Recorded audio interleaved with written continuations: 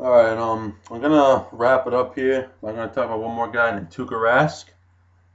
I took him in the second round of our draft, or the entry draft.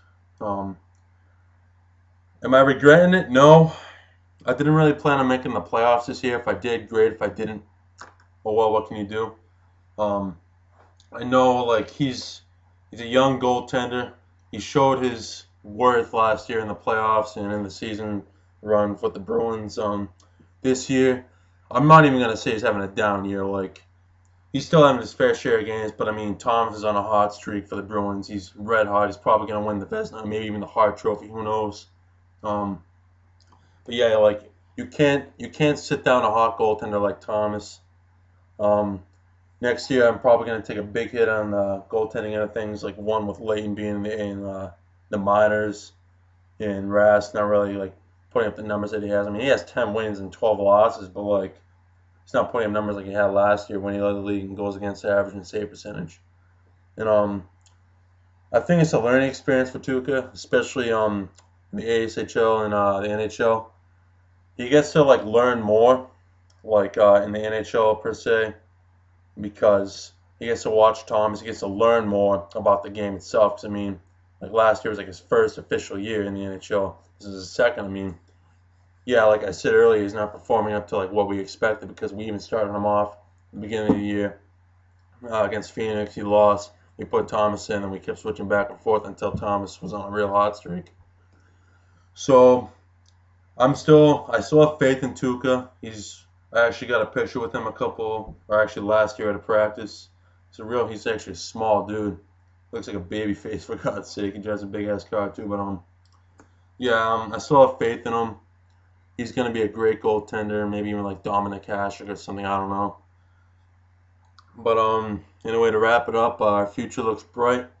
We got Hall, Nash, Rask, Plekanec, Stahl, Stephen Camphor, and Adam McQuaid, who I'm really surprised are having a good year. I mean, I picked up Camphor like before he made his season debut against the Flyers.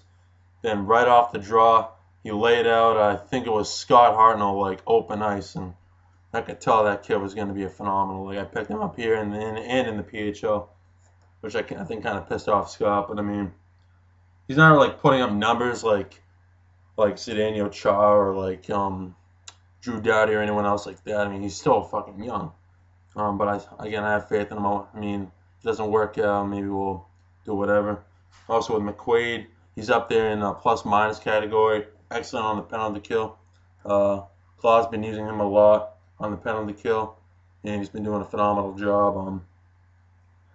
I mean, McQuaid, I think he's like a defensive defenseman. I mean, he'll get a goal here and there and assist here and there, but he's excellent in the defensive zone. Like I said, like you see it on on the penalty kill, and well, and even when it's even strength too. And also Callahan and Marchand, they're in our future. So again, you got to keep the faith for these guys. Like I mean, will we make moves in the maybe like this year before the deadline or even in the off season? Who knows? I mean, I think I only made like one deal this year. No, actually, no. I take that back. I made a couple like minor ones. I think my big one was probably trading Wisniewski, who's having a good year in Montreal for Brad Marchand. Um, I know.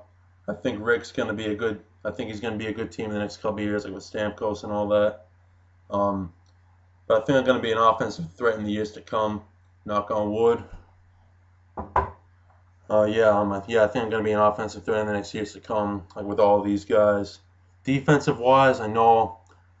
I mean, it's gonna be interesting to say the least, because I mean, Orpik and Pody and Strawman, like I draft like primarily offensive players, and defense wise, like I'm not really like the strongest. And I think the review even said that like when the Islanders GM, I forget his name, Andre, yeah, when Andre made those articles and he made some good points. I mean, maybe in the near future I'll trade one of my offensive guys for a defensive player. Who knows? I mean, I'm the offer still stands. Like if people want to make offers, like I'll look at them. But like I said earlier, I mean if they're stupid, I mean I probably won't even like accept them or reply or anything. But yeah, other than that, oh yeah, since it's April 1st and opening day, I got something for you guys, mainly the Red Sox fans.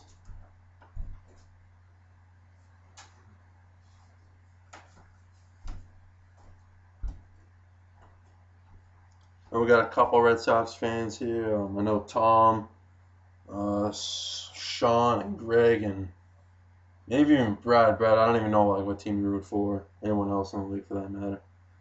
Um, they play in about, it's 2:30 right now, so they play in about an hour and a half. They're playing the Rangers. John Lester on the mound. I cannot wait to see these guys play. Like, they're gonna be phenomenal. I think this is gonna be the year where Papelbon's gonna need to step up. I mean, one is his contract here, and two, you never know like how he's gonna perform, especially if he doesn't perform. We got Josh Bard who can throw a mean fucking fastball. I think he clocked out like maybe 103 a couple times last year. I mean, I don't know how pitchers can do that. I mean, I guess that's like just arm conditioning and all that. But other than that, I'll probably do a couple more of these, not for my team, like all the time, but like I think Tom and I were talking about doing one for the trade deadline for this league and the PHL, which I'm hoping he still wants to do. And I got a couple ideas, other ideas actually come playoff time involving this, maybe even articles.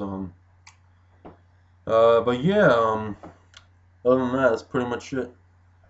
Thanks guys for your time, and I'll catch you later.